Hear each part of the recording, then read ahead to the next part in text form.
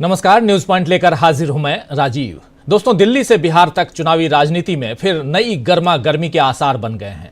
बिहार में अब तक नीतीश कुमार के पलटी मारने की चर्चाएं जोर पकड़ी हुई थी और हम यानी हिंदुस्तानी आवाम मोर्चा के जो मुखिया हैं वो भी अब उसी रेस में दिखाई दे रहे हैं, क्योंकि अब हम के मुखिया यानी हिंदुस्तानी आवामी मोर्चा के मुखिया जीतन राम मांझी कोई नया खेल करने की कोशिश में हैं। ऐसी तस्वीरें सामने आई हैं। वहीं तेजस्वी यादव ने आज फिर से नीतीश कुमार और बीजेपी को चैलेंज दे दिया है, जो एनडीए को परेशानी में डाल सकता है। इधर दिल्ली में आम आदमी पार्टी और बीजेपी आपस में भिड़े हुए हैं, यानी भिड़ रहे हैं या भिड़े हुए हैं, जो भी कह लीजिए आप। लेकिन इन सब के बीच ये जो लड़ाई है, इस लड़ाई में एक नया चेहरा सामने आ गया है और वो चेहरा है राहुल गांधी का। राहुल गांधी का चेहरा ले आया गया तो एक नया विवाद भी खड़ा हो गया है। वहीं कांग्रेस ने बजट सत्र से पहले बीजेपी को आगाह कर दिया है कि अंबेडकर के अपमान के मामले में अमित शाह माफी मांगे, वरना संसद में उनसे फिर से माफी की मांग की जाएगी। बाबा साहब अंबेडकर के साथ साथ बापू और संविधान पर हमले में भी कांग्रेस ने बीजेपी को घेरा है। क्या कुछ कहा है कांग्रेस ने इस मसले पर, आइए जरा सबसे पहले सुन लेते हैं जयराम रमेश की जुबानी। चर्चा आगे बढ़ाएंगे और यहां से बहुत कुछ है जो आप तक हम पहुंचाना चाहते हैं, लेकिन पहले जयराम रमेश को सुनिए। कभी रहने वाला जहां बड़े प्लेयर उतरेंगे मैदान के, बिल्कुल भीम जय संविधान अभी 21 तारीख को बेलगावी में हुआ था, अभी मऊ में होने वाला है। उसके बाद में हो सकता है तेलंगाना में एक और ऐसा रैली हो। अभी पार्लियामेंट शुरू होने वाली है 31 तारीख को। हम मांग करेंगे, गृह मंत्री को इस्तीफा देना है, माफी मांगनी है। 17 दिसंबर को जिस तरीके से उन्होंने डॉक्टर बाबा साहब अम्बेडकर का अपमान किया है, वो देश कभी नहीं बर्दाश्त कर पाएगा और ये मांग हमारी है।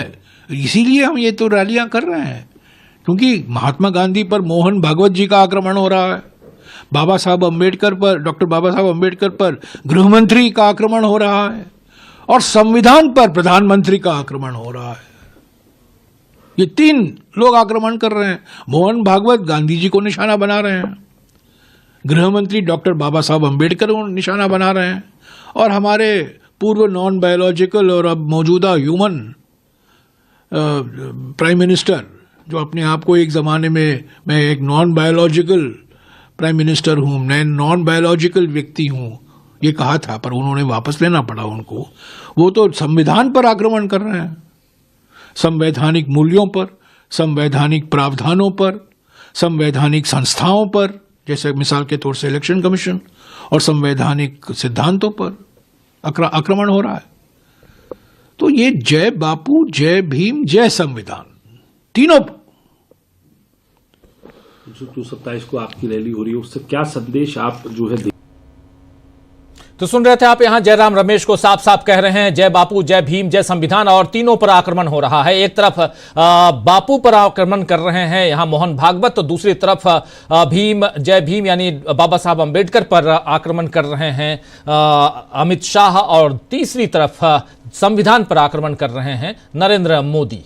तो आने वाले दिनों में दोस्तों राजनीति में गर्मा गर्मी बढ़ने का ऐलान कांग्रेस की तरफ से हो चुका है। आप जानते हैं कि इस बार कांग्रेस पहले से कहीं ज्यादा मजबूती के साथ संसद में बैठी है, जबकि मोदी बीजेपी के लिए पूरा बहुमत नहीं जुटा पाए हैं। उन्हें अपने साथियों के भरोसे सरकार चलानी पड़ रही है, लेकिन अब साथी भी आंख दिखाने लगे हैं। जीतन राम मांझी अपनी पार्टी हम से एकमात्र सांसद हैं, फिर भी वो कहां जा रहे हैं, क्या बोल रहे हैं, किससे मिल रहे हैं, इस पर चर्चाएं हो रही हैं।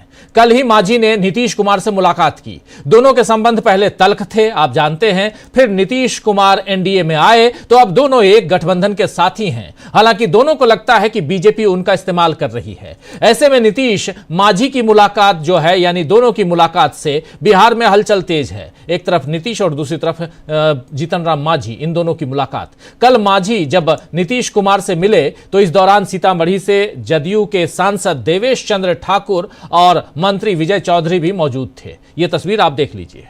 हालांकि कई तरह के लगाए जा रहे कयास के बीच जीतन राम मांझी ने आज कहा है कि बिहार के गया जिले को जल्द ही उच्च शिक्षा के क्षेत्र में बड़ी सौगात मिलने वाली है। बिहार में चुनाव से पहले ऐसी तस्वीरों से हलचल मचती रहेगी। लेकिन इस बीच तेजस्वी यादव का एक और हमला बीजेपी पर हुआ है, उसको सुन लेते हैं। जरा तेजस्वी यादव को सुने और चर्चा आगे बढ़ाते हैं। सुनिए उधर बिहार से, और बिहार में क्या कुछ हलचल है सुन लीजिए। देखिए हम तो बार बार कह रहे हैं कि अब बिहार में चुनाव आने वाला है। पहले भी हमने कहा था हर 2 दिन पे कोई ना कोई कूद करके बिहार आए। इन लोगों को बिहार के तरक्की या बिहार के विकास से मतलब नहीं, केवल चुनाव से मतलब है कि कैसे सत्ता में केवल बने रहे। अब तक बिहार को विशेष राज्य का दर्जा क्यों नहीं दिया जा रहा, विशेष पैकेज क्यों नहीं दिया जा रहा। अब चुनाव आएगा तो बड़ी बड़ी बातें होंगी, फिर चुनाव के बाद सब भूल जाने वाला है। ये सब काम करने वाले लोग नहीं हैं, केवल लोगों को बीच आकर के जुमलेबाजी करना, झूठ बोलना, झूठा आश्वासन देना, ये इन लोगों का काम है। तो सुन रहे थे आप, झूठा आश्वासन देना ये सब इन लोगों का काम है, झूठ बोलना इन लोगों का काम है, ये बातें यहां कह रहे थे तेजस्वी यादव। बिहार में चुनावी हलचल शुरू हो गई है और वहीं दिल्ली में भी मामला गर्म होता जा रहा है। दिल्ली में तो बिल्कुल सामने चुनाव है। 5 फरवरी को चुनाव है, वोटिंग होगी और 8 फरवरी को रिजल्ट का दिन है। आप जानते हैं कि राहुल गांधी पिछले कई दिनों से बीमार हैं और दिल्ली से लेकर बेलगावी तक उनके सारे कार्यक्रम इधर रद्द हो गए। हालांकि ऐसा लग रहा है कि राहुल की गैर मौजूदगी में उनके विरोधी जो हैं वो उसके बाद भी घबराए हुए दिख रहे हैं। दिल्ली चुनाव में आम आदमी पार्टी ने एक नया पोस्टर जारी किया है दोस्तों, जिसमें भ्रष्टाचार के आरोप विपक्ष के नेताओं पर लगाए गए हैं। और मजे की बात यह है कि इस पोस्टर में पीएम मोदी, केंद्रीय गृह मंत्री अमित शाह के अलावा तीसरे नंबर पर जो जिसकी तस्वीर है, ये देखिए आप, वो है राहुल गांधी की फोटो।